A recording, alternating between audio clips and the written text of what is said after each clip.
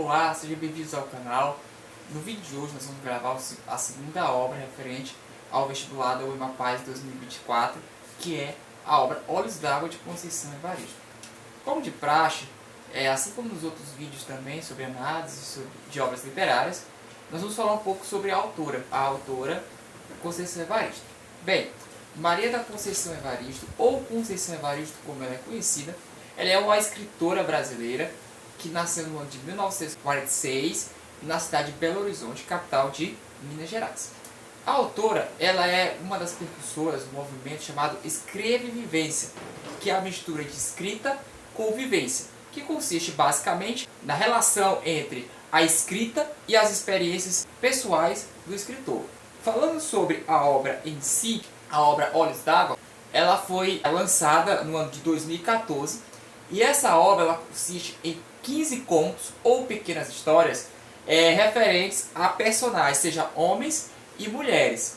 E nessa obra relata a vida como ela é, ou seja, sem idealismos, sem idealizações, com uma linguagem nua e crua, retratando temas como violência, exclusão social, marginalização social, exclusão social, temas existenciais, pobreza, dentre outros temas, sobre um enredo fatalista, o qual o final dos personagens quase sempre é trágico.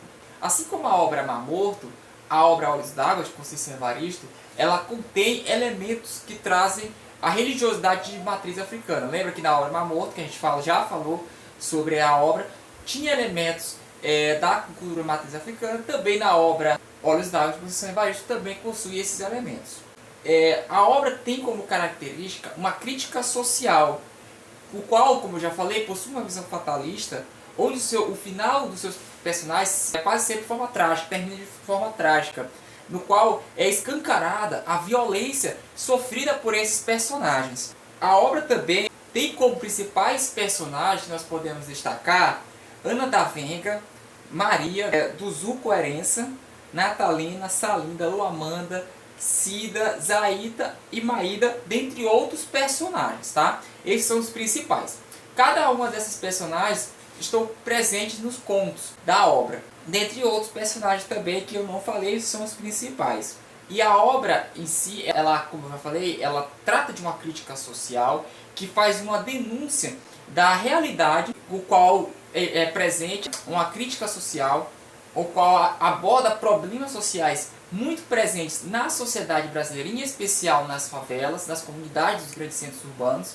Como eu falei, a autora, Conceição Evaristo, ela é uma das precursoras desse estilo escreve e vivência, ou seja, ela vivenciou isso, porque ela é uma escritora que nasceu numa comunidade, ela é uma mulher negra que nasceu numa comunidade, e muitas das experiências no qual estão presentes na obra Olhos d'Água, ela vivenciou presencialmente na sua infância e na sua juventude.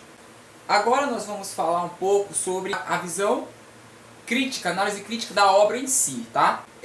Ao retratar a realidade, a obra, como eu falei, ela tem uma visão muito pessimista, muito fatalista, onde o final dos seus personagens, os personagens ou terminam mortos ou terminam em uma situação ruim, né? Então a obra não tem essa história de final feliz, ela quebra esse clichê de final feliz, onde a obra apresenta elementos também da cultura de matriz afro-brasileira e ao mesmo tempo há uma parte crítica que eles acabam abordando de forma, não sei se caricata, mas uma forma um pouco, para quem lê a obra, quem é evangélico vai se sentir ofendido. Eu vou explicar por quê. Tem um conto chamado Ana da Venga, no qual conta a história de uma personagem chamada Maria Agonia, que essa personagem era filha de um pastor e ela acaba se envolvendo com um ex-presidiário. E aí esse ex-presidiário acaba tirando a vida dela. Depois de um tempo, eles estavam se envolvendo, estavam juntos, e esse ex-presidiário acaba tirando a vida dela e ela estava esperando o filho desse homem. E aí essa obra retrata, de forma caricata, a pessoa que é da igreja, a pessoa fervorosa, a pessoa que é da igreja acaba tendo esses pecados, esses erros aí. Aí você pode encarar de duas formas, ou como uma forma de desrespeito, ou como uma forma de crítica mesmo a certas práticas de pessoas desse tipo social. No entanto, ela retrata, como eu falei, a realidade muito crua. A linguagem dela é uma linguagem muito fria, sem rodeios, Como se fala muito na literatura, é uma linguagem muito objetiva.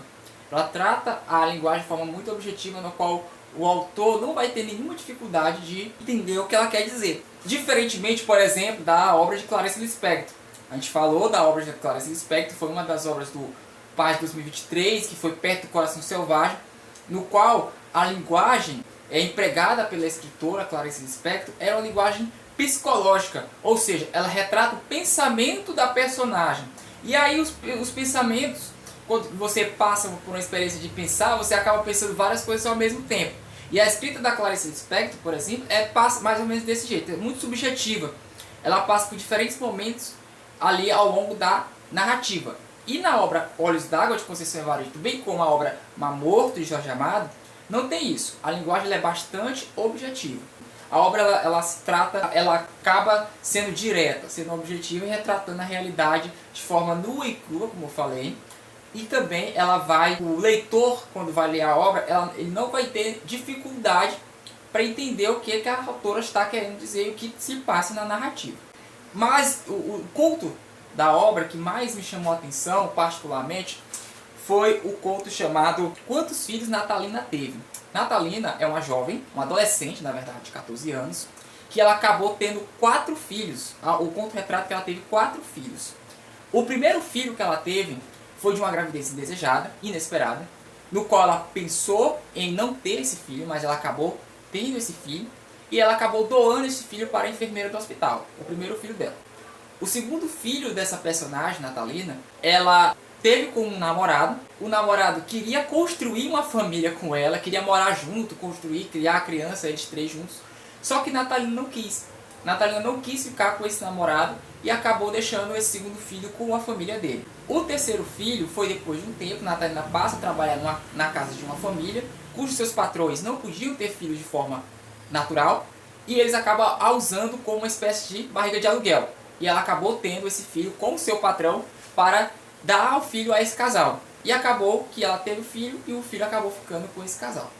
E o quarto e último filho que ela teve foi resultado de um abuso. A obra retrata que a Natalina sofreu um abuso e desse abuso ela acabou engravidando e mesmo assim ela teve a criança. E aí este último filho seria o filho da personagem, né? A obra retrata que ela gerou 3 filhos para o mundo e este último era somente dela. Era só dela e nada mais. E aí a reflexão que fica sobre o romance é: quantos filhos Natalina teve? Ela teve 4 filhos ou ela teve apenas um? Os outros 3 ela deixou para o mundo e o último ela disse: não, este é só meu. E esse romance, especificamente sobre Natalina, ele trata sobre alguns temas que são muito relevantes dentro do debate público. Como, por exemplo, gravidez na adolescência, a questão do aborto, a questão da violência contra a mulher e bem como os direitos reprodutivos da mulher. Todos esses temas estão presentes dentro dessa narrativa e que particularmente me chamou muito a atenção pelo fato de ser uma personagem tão jovem, ter uma realidade muito sofrida e muito cedo passou por determinadas situações. Isso é um padrão dentro da obra Olhos d'Água, de Conceição Evaristo. História de homens e mulheres que sofrem por diferentes problemas, seja existenciais, seja questão de violência, seja questão de abandono, seja questão de exclusão social. E a obra ela funciona como uma denúncia para retratar a realidade presente na sociedade brasileira, ao qual muitos estão de olhos fechados. Muitos acabam não abrindo os olhos para essa realidade. E a obra serve para fazer essa crítica, para expor essa realidade no qual as pessoas estão sofrendo até hoje, até os dias de hoje.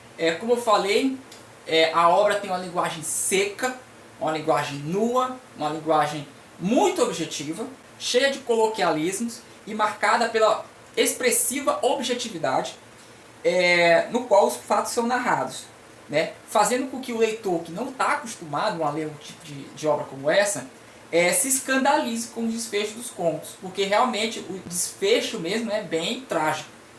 E eu defino a obra, particularmente a obra Conceição Evaristo, é uma obra triste, onde a realidade ela é muito pesada, a narrativa é muito pesada, e ao qual essa narrativa ela escancara a covardia e as injustiças sofridas pelas pessoas menos favorecidas.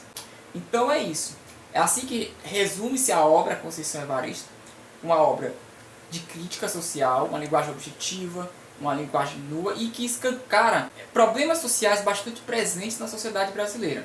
Eu acredito que a UEMA ela vai cobrar muito essa questão dos problemas sociais.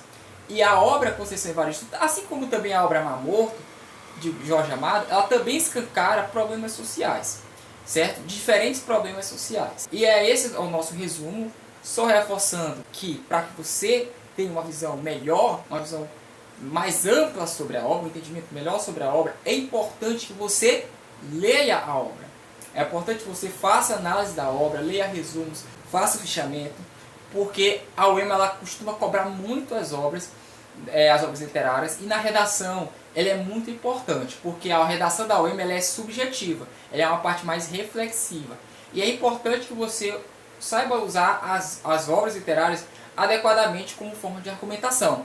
Mas para que isso seja possível, você tem que ler a obra. Antes de encerrar o vídeo, eu quero pedir, por favor, para aqueles que estão vendo o vídeo pela primeira vez, que se inscrevam no nosso canal. Para aqueles que já são espectadores assíduos do nosso canal, deixa o like no vídeo para que nós possamos continuar gravando. E é isso, deixa o like, ativa o sino para as novas notificações de vídeos. E no mais é isso, espero vocês na próxima e até lá.